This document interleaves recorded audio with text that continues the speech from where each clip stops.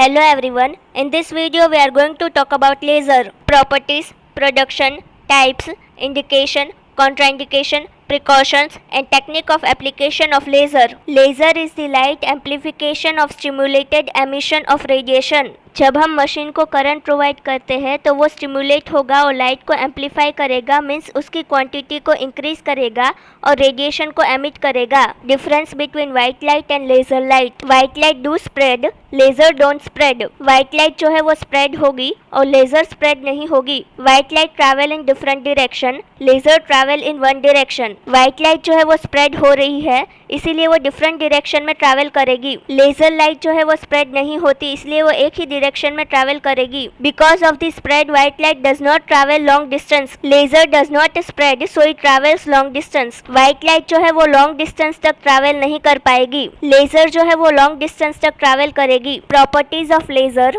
First one is monochromaticity. Laser has a single colour. White light जो है वो 7 colour से बना हुआ होता है बट लेजर जो है वो एक ही कलर से बनी हुई होती है. That means कि it has a property of monochromicity. Laser has a single wavelength and definite frequency. जो हमारे पास सिंगल कलर की लेजर है उसी की वेवलेंथ होगी और उसकी डेफिनेट फ्रीक्वेंसी होगी. Second property is coherence. Laser light has a same phase means it has a synchronised behaviour. Laser light का जो बिहेवियर है वो सिंक्रोनाइज्ड होगा. Trough meet trough and crest meet crest. Trough जो है वो ट्रफ से मीट करेगा और क्रेस्ट जो है वो क्रेस्ट से मीट करेगा. Laser is a unidirectional. Laser जो है वो एक ही डायरेक्शन में ट्रैवल करेगी. Third one is the collimation. Laser beam is parallel. Laser beam जो है वो हमेशा एक दूसरे के पैरेलल रहेगी. As beam does not spread, it travels long distance. Laser जो है वो लॉन्ग डिस्टेंस तक ट्रैवल करेगी. Production of laser. Laser medium consist of atoms. As we supply energy to it the electron move from lower energy shell to higher shell but higher shell is unstable.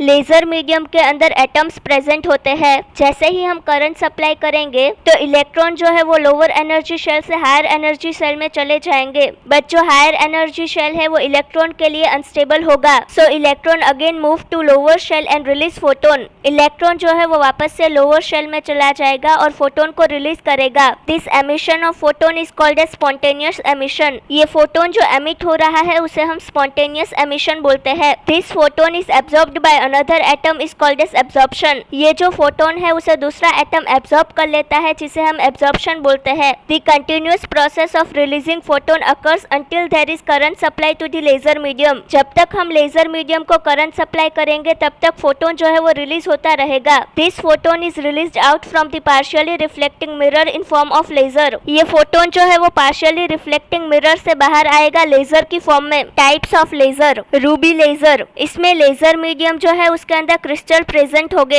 Helium neon laser. इसमें laser medium के अंदर gas present होगी. Diode laser. इसमें laser medium के अंदर semiconductor present होंगे. Ruby laser में ruby rod होती है जिसके आसपास ज़ीनॉन फ्लैश लैंप होता है. जैसे ही हम करंट सप्लाई करेंगे ज़ीनॉन फ्लैश लैंप को, रूबी रॉड के अंदर जो क्रिस्टल प्रेजेंट है वो फोटोन रिलीज करेंगे और पार्शियली रिफ्लेक्टिंग मिरर से बाहर आएंगे in form of laser. It consist of ruby rod surrounded by xenon flash lamp. As we supply current to the xenon flash lamp, it supply energy to the laser medium and there is production of laser beam.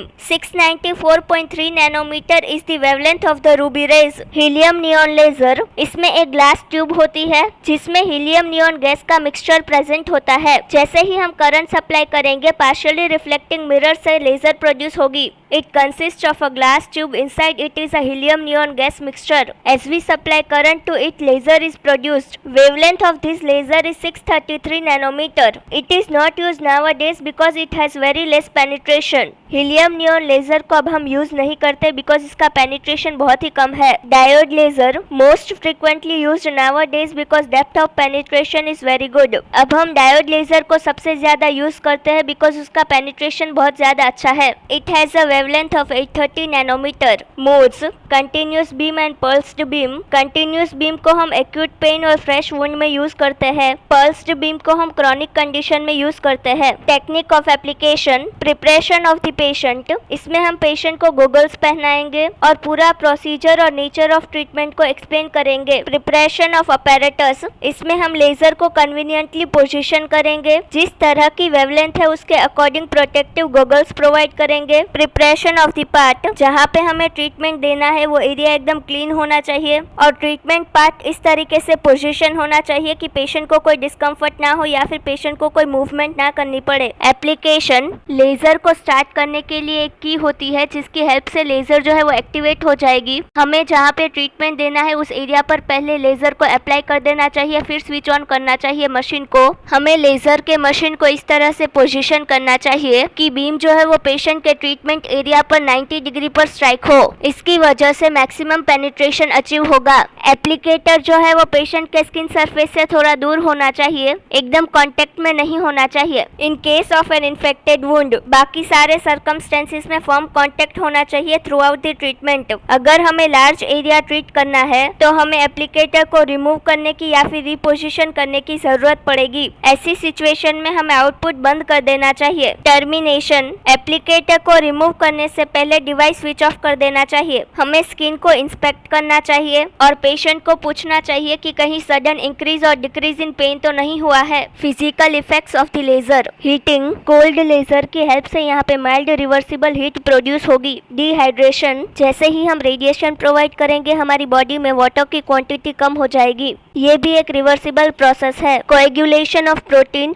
Thermolysis and evaporation, ये एक irreversible process है और ये जो है वो physiotherapist dose और technique use कर रहा है उसकी वजह से नहीं होना चाहिए। Indication in physiotherapeutic practice, wound healing, pain relief, soft tissue injury, arthritic condition. Precautions, extreme age, under heavy medication, with thick scar, with considerable scar tissue, with extremely dry skin, with active infection. Contraindications, do not radiate the eye directly. हमें directly eyes के ऊपर radiation provide नहीं करनी चाहिए। Whether pregnancy is contraindication to the use of the laser has not yet been determined, but the laser is suspected due to its mobilizing effect on steroids in human system. Pregnancy में laser contraindicated है ऐसा भी कुछ determine नहीं हुआ है, लेकिन laser की वजह से स्टीरॉइड की मोबिलाइजिंग इफेक्ट होती है ह्यूमन सिस्टम के अंदर। Do not use the laser with the patient who are naturally photosensitive और who are photosensitized by the medication. जो पेशेंट फोटोसेंसिटिव है और जिन्होंने हैवी मेडिकेशन ली है ऐसे में हमें लेजर नहीं देना चाहिए।